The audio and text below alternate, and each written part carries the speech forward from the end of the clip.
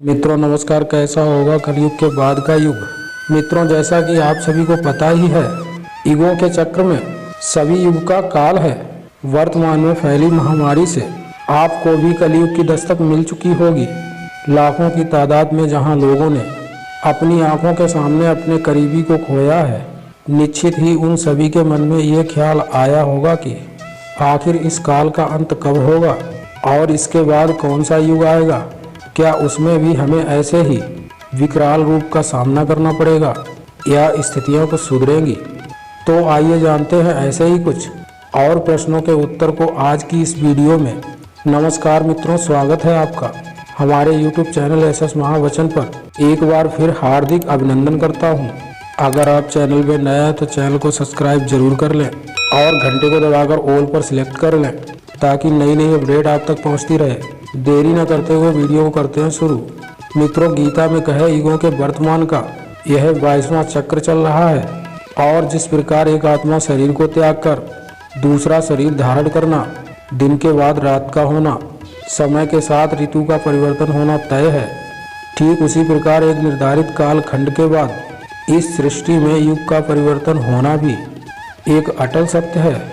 माना जाता है कि युगों की परिवर्तन क्रिया में अब कलयुग के समाप्त होने और सतयुग का आरंभ होने का समय आ गया है। किंतु इस नए युग के आरंभ और स्वरूप के बारे में बताने से पहले आपको यह जानना बहुत आवश्यक है कि हिंदू धर्म ग्रंथों के अनुसार कलयुग का काल 4,32,000 साल लंबा है और कलयुग का अभी प्रथम चरण ही चल रहा है, क्योंकि पुराणों में स्पष्ट रूप से वर्णित है कि कलयुग का आरंभ 3102 ईसा पूर्व ही हो गया था, जिसका अर्थ यह हुआ कि अभी कलयुग के 5123 वर्ष ही बीते हैं और अभी भी 4,26,878 वर्ष बाकी है।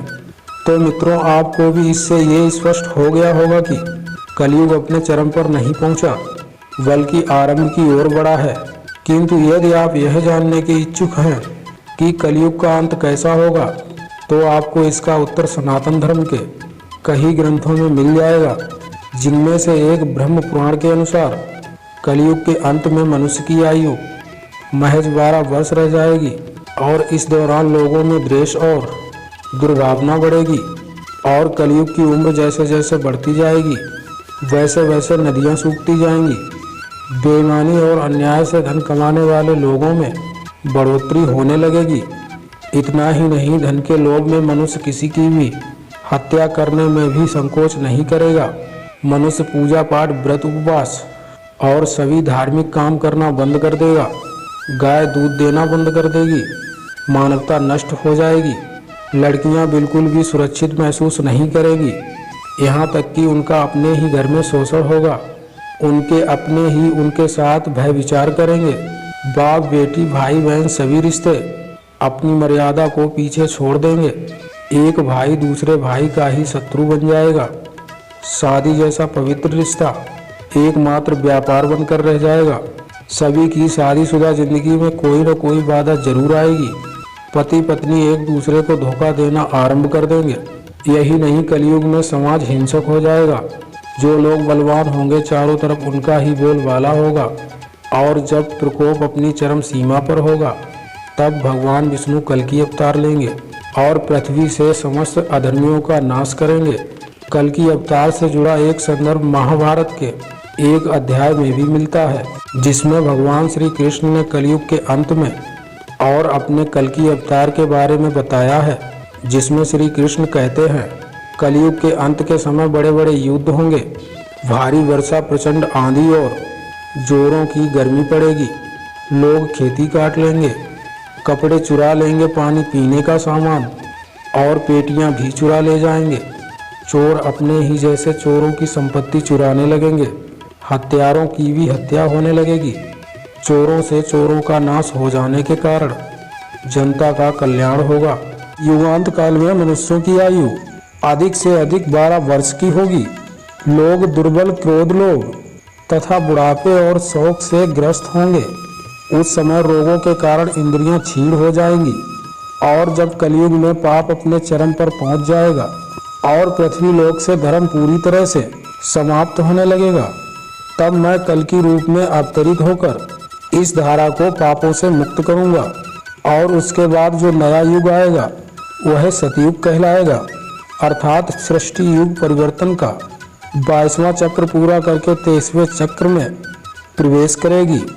मित्रों, वहीं दूसरी तरफ शिव पुराण कलयुग के आरंभ के कुछ संकेतों को बताता है, जिससे आप यह अनुमान लगा सकते हैं कि अब कलयुग का आरंभ हो चुका है। जो यह कहता है कि घोर कलयुग आने पर मनुष्य पुण्य कर्म करना छोड़ दुराचार में फंस जाएगा, सत्य से मुंह फेर लेगा, दूसरों की निंदा में तत्पर हो जाएगा, दूसरे के धन को हड़प लेने की इच्छा मनुष्य के मन में घर कर जाएगी। न सिर्फ पराई स्त्रियों पर मनुष्यों का मन आसक्त होने लगेगा, बल्कि वो दूसरे प्राणियों की हिंसा में लग जाएगा और सभी अपने शरीर को ही आत्मा समझने लगेंगे और उसकी रक्षा के लिए अलग अलग तरकीबें अपनाएंगे। देखा जाए तो यह एक ऐसा युग होगा जिसमें मनुष्य बूढ़, नास्तिक और पशु बुद्धि वाले बन जाएंगे।